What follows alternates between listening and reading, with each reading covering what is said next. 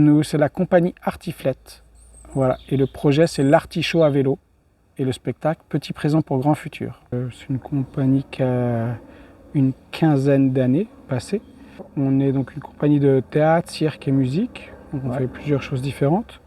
Et on a fait pas mal de spectacles qui tournent, on va dire, plus classiquement, en camion, en voiture, avec des remorques. Et on a fait aussi des projets, moi j'ai fait des projets avec des ânes, en mobilité douce, il y a en 2016 et 2019, sur une tournée d'1 mois et une de 15 jours.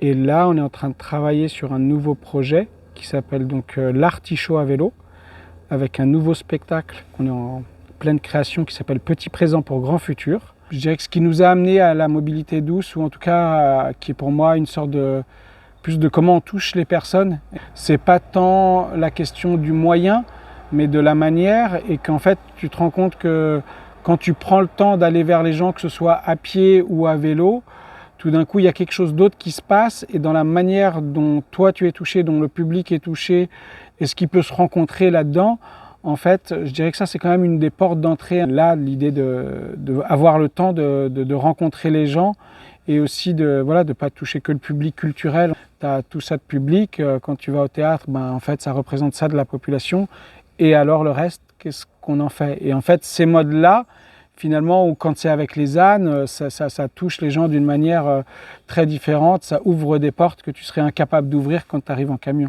On est 2 couples qui faisons le spectacle, et à nos 2 familles réunies, ça fait 6 enfants qui ont entre 12 et 3 ans.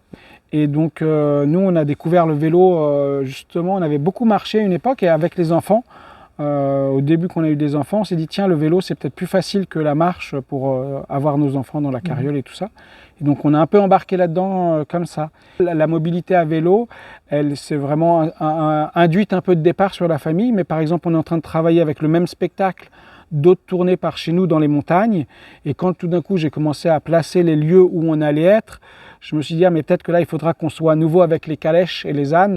Et quand on a des enfants, on voit bien que dès que les objectifs ne sont pas atteignables, en tout cas, on se retrouve vite à défaut parce qu'on met une pression sur l'autre pour arriver à tel endroit. Et en fait, ça, c'est là où tu peux être à vélo ou n'importe où, en fait, c'est pourri, quoi. Enfin, je veux dire, ça ne marche pas. Donc, ça t'apprend, en tout cas, de se dire comment on fait baisser, quelles sont les stratégies pour faire baisser nos enjeux, pour que collectivement ça se passe bien. C'est quand même une tournée où on bosse, parce que c'est notre métier, notre art de vivre si on veut, mais on a envie d'être avec les gens qu'on aime. On réunit aussi nos 2 familles, les enfants sont cousins, et avec des âges différents et des besoins différents. Mais au-delà de dire idéologiquement je fais du vélo ou je marche parce que c'est écologique, en fait s'y mettre concrètement, ça fait que forcément, tu es obligé de ralentir. Donc forcément, tu croises des regards. Tu es dans une communication qui est autre. Nous, on est pas mal bricole, tu vois. Donc moi, j'ai beaucoup de mal à racheter des trucs. Je me dis toujours qu'on doit avoir ce qu'on a besoin à moins de 10 km de chez nous, a priori. On ne le trouve pas toujours, mais je suis sûr que dans la cave de ton voisin, en fait, il y a ce que tu as besoin. Vu qu'on est dans un monde d'objets, que tout le monde a une quantité d'objets faramineuses, prêt à idéalement 4 spectacles par mois. Et là, c'est de faire une mini-classe de 4 enfants, mais où tous les jours, tu te vois 1h30, 2 heures, et il y a un temps lié à ça. Et après, et donc c'est sûr que là-dedans, si on a des adultes qui ont envie de se proposer, nous, c'est une partie importante parce que justement, ça rejoint encore l'hygiène collective. Tu vois, on ne peut pas aller plus vite, on ne peut pas dire à nos enfants non, on ne va pas faire d'école. L'objectif, c'est pas on est évident qu'ils vont apprendre des milliards de choses, mais on a envie de rester lié à ce qu'est aussi la société, et c'est aussi un équilibre. La thématique du spectacle s'appelle Petit présent pour grand futur.